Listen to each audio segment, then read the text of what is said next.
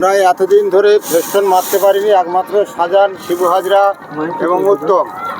আজকের আমরা সাহস করে এই পতাকা মারতে পেরেছি, এটাই আমাদের ভাগ্যে সৌভাগ্য। হ্যাঁ, ওনার যা নির্যাতন, সেই নির্যাতন আমরা এতদিন ধরে চোখ বুজে শুয়েছি, আর আমরা সহ্য করতে পারছি না।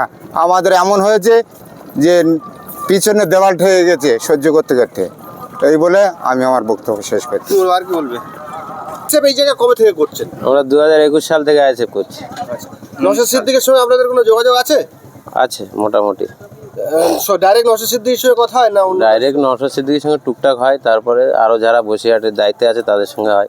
আপনাদের সংগঠন কেমন এই জায়গায়? মোটামুটি। তবে এবার পঞ্চায়েতে আপনারা প্রতিদ্বন্দ্বিতা প্রার্থী দিয়েছিলেন? পঞ্চায়েতে প্রার্থী কোনো জায়গায় কেউই দিতে পারেনি।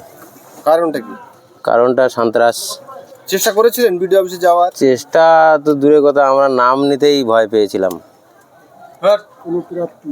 তা আজকে হঠাৎ দেখলাম আপনারা ওই ফেরিঘাটের উপরে ফেস্টন পতাকা মারছেন, কারণটা? আমরা স্বাধীন ভারতবর্ষের পশ্চিমবাংলা মুক্ত হতে পেরেছি, সন্ত্রাস মুক্ত আশা করে আমরা এই আগামী দিনের সন্দেশখালিতে নওশাদ ভাইয়ের বার্তা ছড়িয়ে দিতে আমরা আইএসএফের ব্যানার বা ফ্ল্যাগ টানাচ্ছি।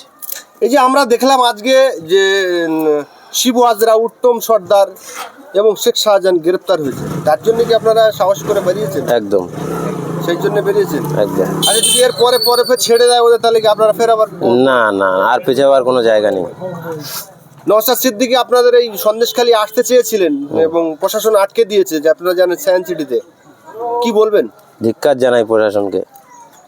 বিজেপি আসছে, সিপিএম আসছে, কংগ্রেসও আসছে, তারা প্রতিদিন তাদের ফিরিয়ে দেওয়া হচ্ছে, কোনো সময় তাদেরকে মানে ঢুকতে দেওয়া হচ্ছে, কিন্তু নওশাদ সিদ্দিকী যে আসতে চেয়েছিল ওনাকে সায়েন্স সিটিতে ধরে আটকে দিল এবং লালবাজারে 7-8 ঘন্টা আটকে রেখে দিলেন। কি বলবেন এই বিষয়ে? বলবো যে নওশাদ সিদ্দিকী একটা ছোট গাছ, আগামী দিন বাংলার বুকে শান্তির বার্তা নিয়ে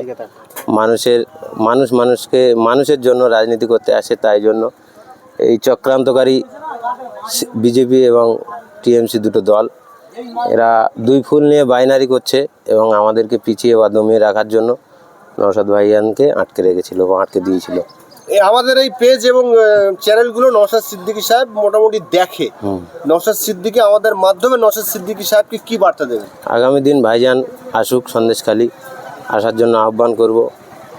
ঠিক আছে, আমাদেরও আরও সাহস যোগাবে মনে। সর্বশেষ প্রশ্ন করব যে এই শেখ শাহজাহান এবং ওর বাহিনী যেগুলো ধরা পড়েছে, যে অভিযোগগুলো আনছেন, যে সন্দেশখালীর মা ও বোনেরা, কিছু শাসক দলের যারা মন্ত্রী নেতারা আছে, তারা বিধায়ক আছে, তারা বলছে 5,000 টাকা দিয়ে ভাড়া করা হয়েছে, 7,000 টাকা দিয়ে ভাড়া করা হয়েছে। যেহেতু সন্দেশখালী আপনাদের পারপার্শ্বিক দ্বীপ, পাশের দ্বীপ, সেটাকে আপনি কেমনভাবে দেখছেন? এবং ওই সন্দেশখালীর যে মা বোনেরা যে আন্দোলন করছেন, এটাকে আপনি কেমনভাবে দেখছেন? এই আন্দোলনটা সত্যের পক্ষের আন্দোলন। এই আন্দোলনটা মানে নিজেদের অধিকারের লড়াই তারা করেছে, তাদেরকে ধন্যবাদ জানাই। কেউ বলছে যে এই সব বিজেপি, সিপিএম, আইএসএফ এদের চক্রান্ত। কি বলবো? ও দালালি করছে, যে বলছে সে দালালি করছে।